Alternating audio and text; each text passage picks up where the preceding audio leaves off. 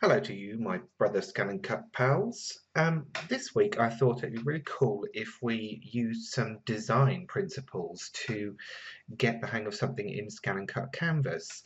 So I'm going to introduce you, if you haven't already met, to the golden ratio. Now the golden ratio you've probably seen many times, and this is it. It's basically a way of drawing spirals using a particular mathematical formula. Now don't panic, I'm not going to get you to do anything mathematical because I have worked it all out for us here in Excel. So I created this worksheet to figure out where I would need to put my nodes on the cutting mat. The golden ratio is actually this number here, and that represents the division of a square into a rectangle and then extending that square into another rectangle. So that would be a golden rectangle. Anyway, blah blah blah. Basically, if you start with a 13-inch or centimetre square, your first two nodes are fairly straightforward, and then they kind of fall off into decimals. What I did though, because I'm working on a 12 by 12 mat, I found a number, 10.5, that would give me a fair few straightforward numbers to work with. So just jumping back into Canvas, basically, first of all, I'm going to show you how to create this, and then turn it into this, and then build it into this, and then perhaps even take it a bit further as well. So I'm going to need to start with a brand new canvas. Yes, I do want to leave this page because I don't want to save those. And then as ever, I'm going to zoom in to get to an area that I can work in. So I'll clear down those basic shapes. I don't need those for this. And I'm going to need roughly the full width of the mat and up to about 7 inches. So there's my 7 inches. And there's my full width of the mat. Okay, so we're going to need to use the path tool again this week. So you can either use the keyboard shortcut P or just click on that path tool there. Now my first node is actually going to go at, if you remember, 6.5 here. So 6.5, I click once. And then because this is a square, I know the other one, the next node, is going to be at 6.5. Now, with my mathematical formula, the next node is 4 inches across and 4 inches down. So 1, 2, 3, 4, and then 4 from 12 is 8, so I'm going all the way down here. That's where my next node is going to be. Okay, flipping back to Excel, my next one will be 2.5. So 2.5 inches from this point. So 1, 2.5, 1, 2.5. And that's where my next one will be. I'm trying to get them roughly in around the right area at the moment, and I'm going to refine them again in a minute. Next one is 1.5, so 1 square, half square, half square, 1 square. Let's just make sure, roughly, click. And then I'm going to round this one up to 1, so 1 square up and 1 square across. And I'll round this one to a half, so half square across and half square down. And on this last one, I'm going to double click to set it in place. And then that's now our almost golden ratio triangle. Now I think there's a fill on this, so I'm just going to double check, and I'm going to get rid of that in my properties pane. So I've just gone to the transparent color fill because I don't want anything getting in the way of what I'm going to do. Now I'm going to double click on this so I get into my node editing mode. And I'm going to click on the first node that's at the top, or rather the second node that we made, and I'm going to convert that to curve. And then with the nodes, let me just scroll down a little bit more so I can see where I'm at. With the nodes here, I'm roughly going to do it until I'm going to adjust both of these. So I'll make these equal. So if this one is, let's see, so 6.5. 1, 2, 3. So if this one is 3.5 from the original point, so should this one be. So that would take it to 3. Okay, so we've got a nice curve going on there. Now we're going to do the same for the next one. So we'll click on that node, convert it to a curve, and we'll go 2 here for this one first and see how that goes. And then that one, so that one there. Now it's not quite where I want it, so I'm going to extend that a little bit more until I get the curve that I want on both sides of that, and try and keep that control point level, if you see what I mean. Okay, so we've got that one. So the next one, convert to curve, drag these handles out.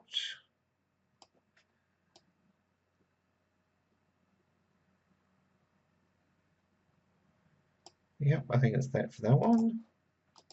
And I'm just going to keep doing it. I won't keep telling you what I'm doing, but I'm just going to keep doing this all the way around until I've got to my last point. You can, of course, go back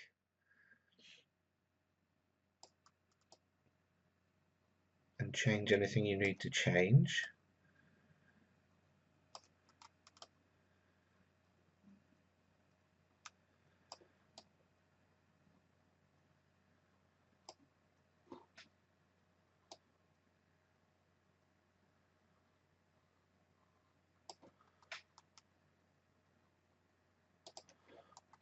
Okay, one more.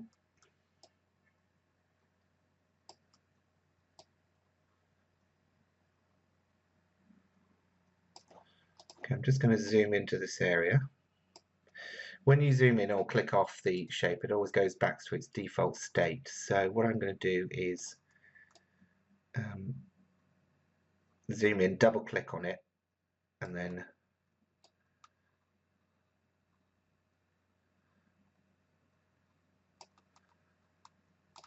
carry on editing the shape.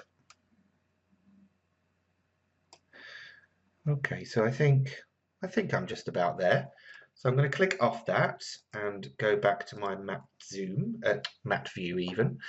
Now I've got a rough spiral there. That's quite nice, I like it, but I'm actually going to hold my shift key down, click and drag one of the corner nodes so I decrease it in size until it's about 3 inches across. I'm going to drag it a bit further into the mat, zoom in, and then using my rotation handle, again holding the shift and then clicking the left hand mouse button, I'm rotating it 90 degrees. Of course, if you'd like to, you could go in here into the properties pane and use the rotation. Now this is rotating counterclockwise, so you will obviously be going back from 360 degrees. So 90 off 360 is 270. Straightforward there. I'll leave that open for now. Might come in handy in a minute. So the first thing that I'm going to do is actually, this at the moment will cut as just a single line, but I want to cut it as a shape. So I'm going to add an outline to it using my offset tool. That's here, create offset line. Now in here, the options, I'm just going to drop that right down to its minimum, which is 0.04 inches. Going to set the direction as going outwards. I'm going to leave the offset line around the shape only. I'm going to delete the original line. Now, if you want to keep that original line for any reason, choose leave as is. But I don't want to keep it, so I'm going to delete it. And I'm going to choose the corner type of round. So we'll see what happens there. So now I've got this lovely shape. And if I now apply a fill, you can see that's going to cut a lovely thin spiral shape. That's good. But let's do something else with that. If I press, oh, I'll tell you what, actually, if I zoom out to the mat, I'll just move that off there for the moment. I'll press my D key to duplicate that, and then I'll bring that one on so that I always have a copy of the original one to work with. Okay, if I press D again here, I now get a second duplicate, and I'm going to go up to my edit screen and use flip horizontally. Now they're almost like a mirror image, and I'm going to move that over the other one, just so that those points overlap. Click and drag to select both, and then using my edit menu, I'm going to line to the bottom. And then again, using the edit menu, I'm going to process overlap, weld. So now what we have is a welded heart shape almost. And actually it's come out quite well. I'm just going to check this bottom area because sometimes if you overlap, yes, you do get weird little node clusters.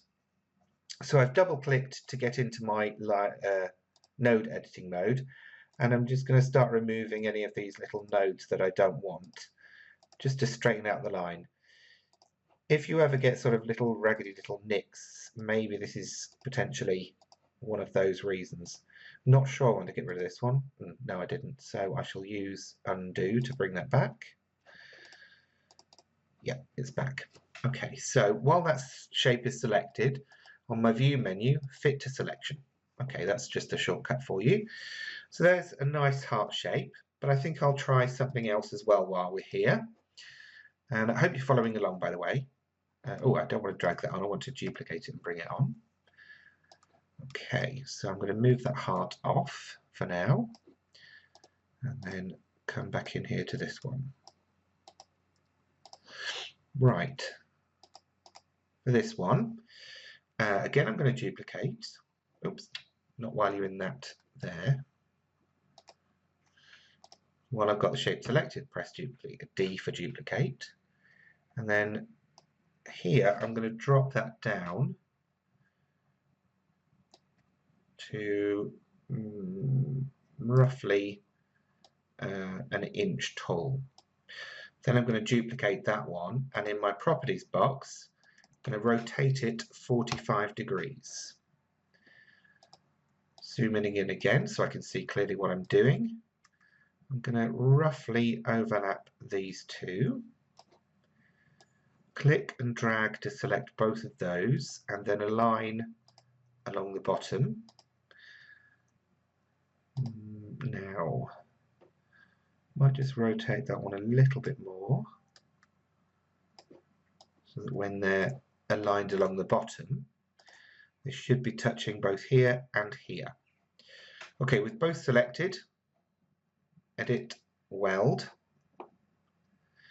And I think that might be a bit thin for the machine to cope with, so I'm going to select it again and create another offset.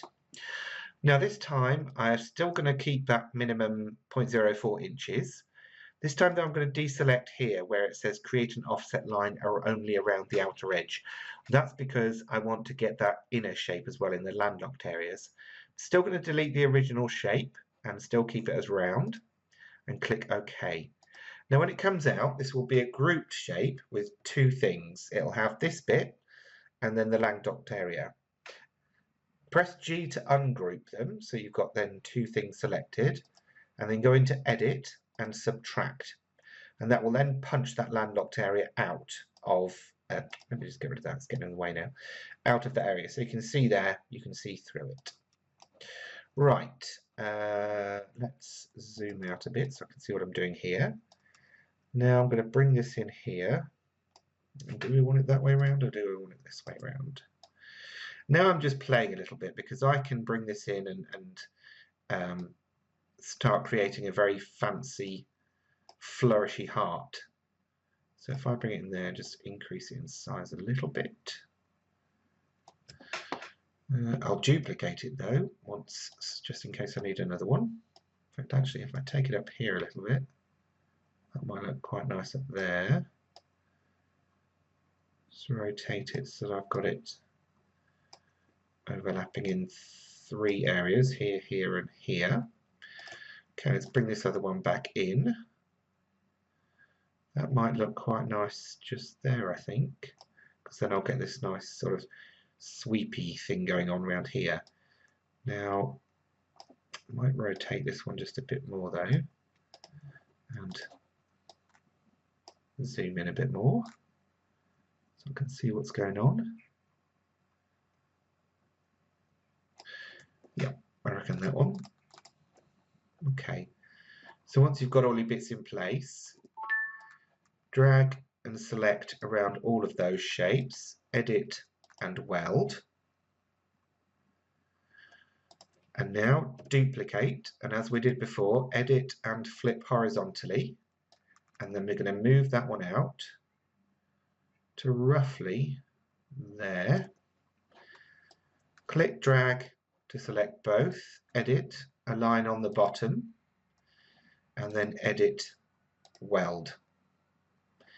And just like I did before, I'm going to go in here, double check for any erroneous nodes that I don't want.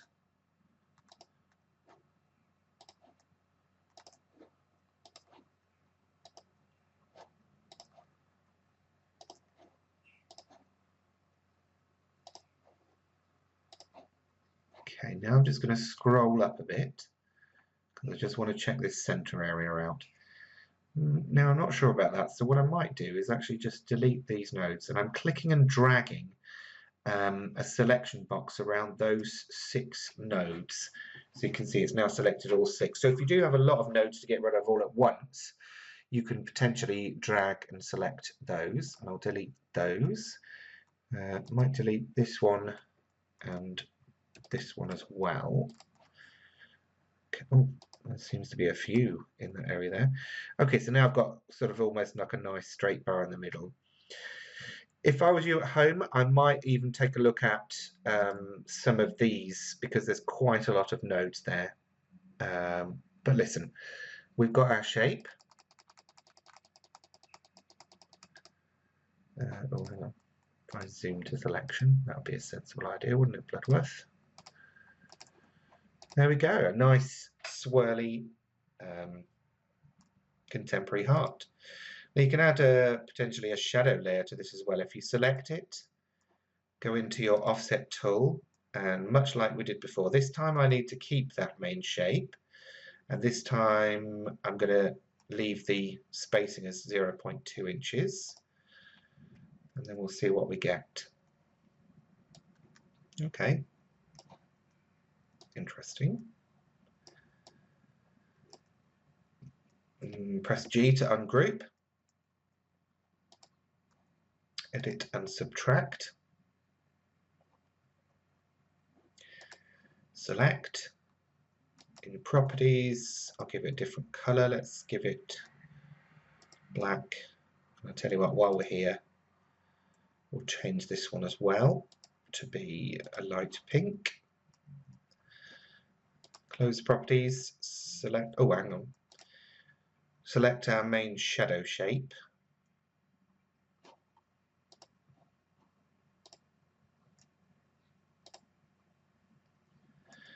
Tell you what, I don't like these little bits in the middle. They do look as if they're going to be too small for the machine, so I'll select them all and delete those.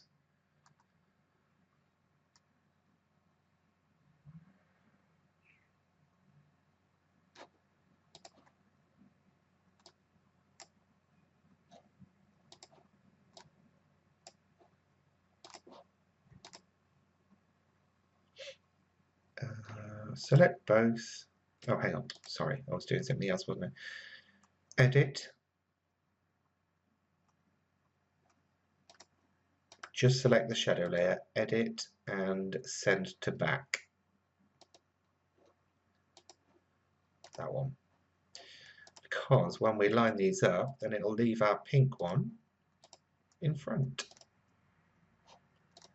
Hey, looks quite nice, doesn't it? Actually, I wonder if it'd look nicer with a thinner border. Let's get rid of that one.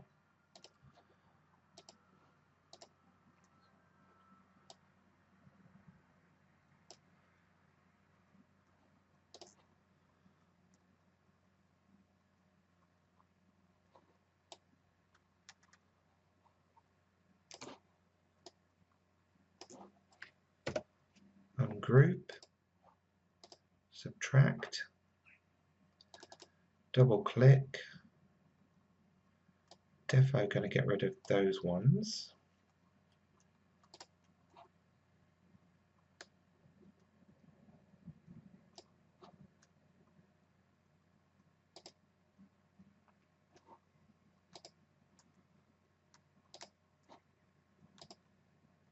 Give this a dark pink colour.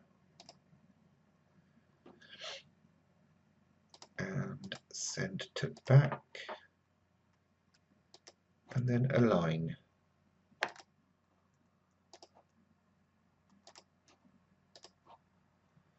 Yeah, that'll look good. I'll just group those for a minute. And then what I'll do is I'll bring these back on and we can see what we've done.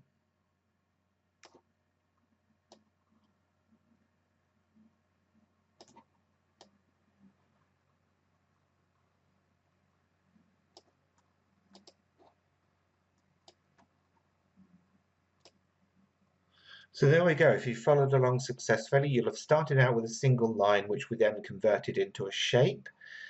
And then we moved on to reflect that and give ourselves this wonderful scroll heart.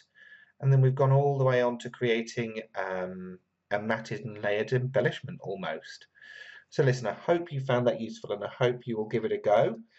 Thanks very much for joining me on another Scan and Cut Saturday, and I will see you again next week. For more hints, tips and tutorials, please subscribe to my YouTube channel or visit me on any of these social networking sites.